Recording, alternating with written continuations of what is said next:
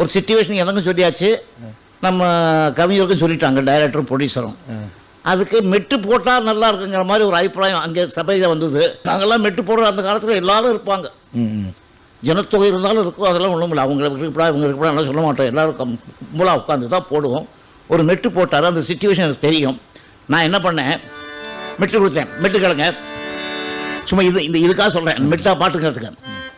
தானன தனன்னானம் தானன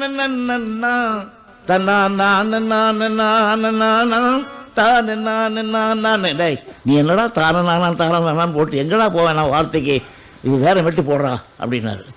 அங்கே இருக்கிறவங்கெல்லாம் ப்ரொடியூசர் வந்து டைரக்டர் வந்து என் முன்னே பார்க்குறாங்க, எப்படியாவது அந்த சந்தத்துக்கே எழுதி வாங்கணும்.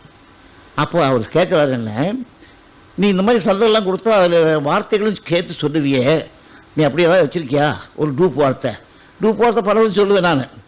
அந்த பல்லவியோட எனக்கு அந்த சிச்சுவேஷனில் என்னென்ன வார்த்தை வரலாங்கிற ஒரு இமேஜினேஷன் இருக்குல்ல. ஏன்னா 13 வயசுலேருந்து பாடல் எழுதுறவங்களோட பழைய அனுபவம் பாபநாச சிவன் காலத்துலேருந்து.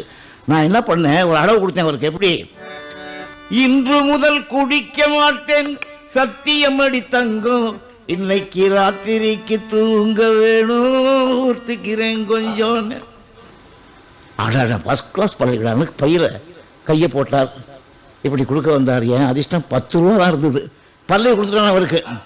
அதை வாங்க வந்தார் அவர். நான் நீங்கள் வாங்கலேன் அப்படி ஆனால் ஒன்று அப்படின்னு எடுத்துட்டார். என்ன ஐயா எல்லாம் சொல்கிறீங்கன்னு. எந்த குடிகாரனும் இன்று முதல்னு சொல்ல மாட்டேன், அதன் அந்த இன்றுங்கிறத நாளைன்னு மாற்றிக்கோ பாடி பாருனார். உடனே நான் நாளை முதல் குடிக்க மாட்டேன் சத்தியமடி தங்கம், இன்னைக்கு ராத்திரிக்கு தூங்க வேணும் ஊத்திக்கிறேன் கொஞ்சம் அப்படின்னு சொன்னோடனே அந்த சரி பணம் கொடுத்துருங்க. முக்கியமான விஷயத்தை நான் தான் மாற்றினேன். நீ இன்று முதல் எவனோ எந்த குடிகாரனும் இன்று முதல் சொல்ல மாட்டான், நாளையெல்லாம் சொல்லுவான், நான் பணம் கிடையாது போடாட்டார். 10 ரூபாய் திருப்பி வச்சுக்கிட்டாரு.